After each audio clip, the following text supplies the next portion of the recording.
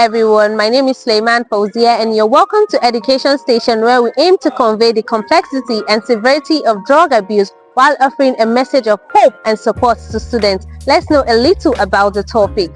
Drug abuse, a complex issue, a devastating reality, and a pressing concern, which is the excessive use of psychoactive drugs such as alcohol, pain and unprescribed medications, or illegal drugs, leading to physical, social, or emotional harm. It's a silent killer and a destroyer of dreams, a crisis that affects millions, ravaging lives, families, and communities worldwide. The economic burden is equally staggering, with estimated costs exceeding 1 trillion annually. According to the World Health Organization, approximately 27 million people suffer from drug use disorder, with 15.3 million people struggling with opiate dependency. With the right treatment and support, recovery is possible. We had an interesting interview with the Provost of Medical College, who happened to share some interesting things to know about drug abuse. Let's see what he has to say about this.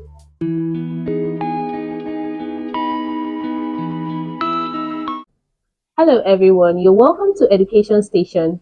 Like always, we bring in topics from different fields and we bring in experts to share their knowledge with us on this program.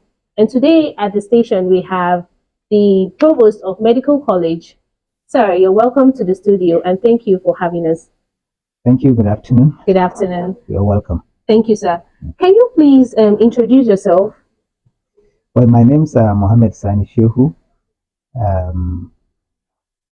the current provost of the College of Medical Sciences. I'm a pathologist by profession. I don't know whether you understand that field of medicine, which I've been practicing for quite some time now. And I graduated from this medical school and I've been dean of this faculty some years back, about 10, 12 years ago, and also serve as Dean of Student Affairs in the Student Affairs Division. You're welcome. Thank you so much, sir. You have quite a record, and thank you for having us again. So can you please share your expertise in the field of drug abuse and its prevention?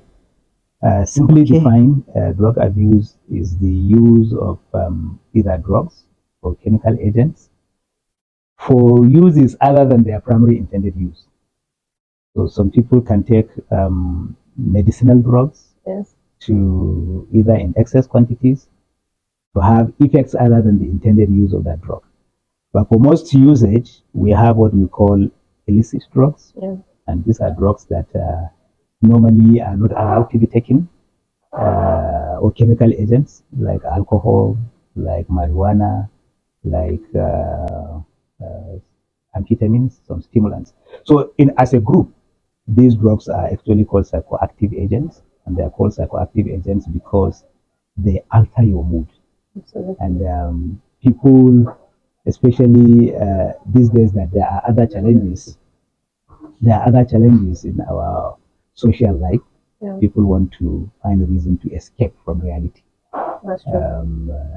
So they take some of this to alter their mood to escape from reality. Some students want to stimulate their brain to read, especially when they have been dodging classes. And when the time comes for exam, they take caffeine, they take amphetamines, they take all the stimulants they can take to read. But all these agents have negative consequences on the health of the individual. So the trouble with drug abuse is that apart from the medical social consequences, there are also groups of addiction. When you take these drugs over time, you become dependent on it. Absolutely. And when you don't get it, you get some withdrawal symptoms. And you can do anything at that time to be able to get those things so that you can allay those withdrawal symptoms. In a nutshell, this is the basic background about drug abuse, and it's a very common condition globally. I think we have probably maybe up to about 200 million people all over the world that misuse or abuse drugs, and in this category. You've actually shared a lot of light because it was you've almost answered the question I was going to ask on the second one, Okay. which is how does drug abuse affect a person's physical, mental, and even academic life as a student? Yeah. But I feel you should still shed little light about that.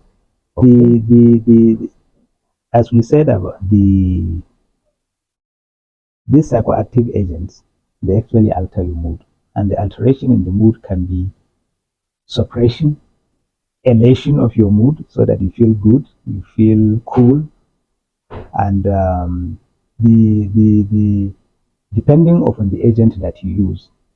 Some people just want to, this time around, I will use a drug that will suppress my mood. I want to sleep. And when you keep using, again, as we said, there are substances of dependence. Yeah. You find that you have to keep increasing the dose for you to achieve what you want to achieve until you reach toxic levels. For those that are actually stimulants, especially hallucinogens, as we call them, to give you that kind of mood to escape from the reality. By the time you keep moving away, escaping from reality, and the mood becomes so disturbed that over time, Yes. people emotionally become so mentally deranged, and that may be part of the pathways that people at the end of the day will be mentally deranged, and the physical issues that we have is like alcohol, for example. Yes. Alcohol, in addition to giving the mood changes that the person desire, it could also damage organs in the body. And these organs include the heart, the liver in particular, and liver diseases could develop from chronic alcohol ingestion, and not only just ordinary liver disease, like we call it alcoholic hepatitis, could become so chronic that it can become what we call liver cirrhosis. And ultimately, some of them can actually end up with cancer of the liver. So these are some of the physical issues that chronic alcohol abuse or other agents that we use, like cannabis, that are stimulatory to the central nervous system, can make somebody so mentally deranged that over time they now lose their social values. See them lying on the gutters. They get so drunk that they may not be able to come, and their ability to distinguish between what is right and wrong becomes a problem. Thank you so much. So, how can schools create a safe and supportive environment that discourages drug abuse and promotes a healthy coping mechanism? Okay, well, the school has two, in my own opinion, ways to sort out that, and which I think we have at the moment in our own university. We have the Counseling and Human Development Center, which is supposed to interface with people that are finding it difficult to cope, and so they should be able to go to the center, say there are difficulties in studies, financial difficulties, all those things that they try to do to escape from the reality, then they will be able to guide them appropriately so that they do what is right and do what brought them to the university. The second one is actually as group of young people, the University Health Services actually had an arm of that to organize young people to be able to talk to themselves, tell them when you have young people talking to themselves about the consequences of drug abuse and so on, and mental health. I can't remember the name. We used to give them a particular group name that they actually now interface with young people, be able to guide them and talk to them in addition to what we have in the counseling center. But then we also have a mental health clinic at the hospital where this person that I initially would have loved to talk to you, who is actually an expert in that area, Professor Taiwo Latif Sheikh, which usually voluntarily actually consult at the sick bay. So I believe the two arms that we have, especially where students themselves take charge, understand what drug abuse is all about, Yes. and then are able to understand the scenario that leads people to drug abuse, are talking to themselves. And that way they should be able to know remote causes and be able to advise their colleagues so that they shun out away from some of these vices. I think strategically, if these three arms are working on campus, the Counseling and Human Development Center, the University Health Services through these young people that as a group, drug misuse group or whatever they call them, and then the mental health clinic should be able to work together and prevent drug abuse among students. Okay, thank you, sir. So this is the last question. You made mention of the three arms working together in order to promote and enlighten people about the misuse of drug abuse. And I want to ask this question because you were talking about the university students. Yeah. Does this privilege goes to students of demonstration since they are part of Ahmadu Bello University, them being secondary school students?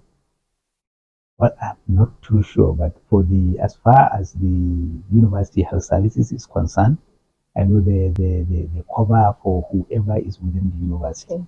But as for the Counseling and Human Development Center, I'm not too sure about that. Yeah.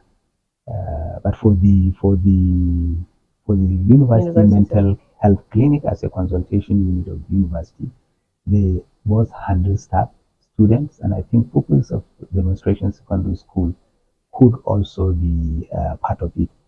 But I think the young people go against drug misuse. Yes. Should be able to permeate and move to demonstration secondary school. Absolutely. Because it's actually a student body. Yes. That are interested in preventing the menace of drug abuse on campus. Thank you so much, sir, for your time. Some students around Ahmadu Bello University shared their opinion on the effects of drug abuse. Let's hear what they had to say about this.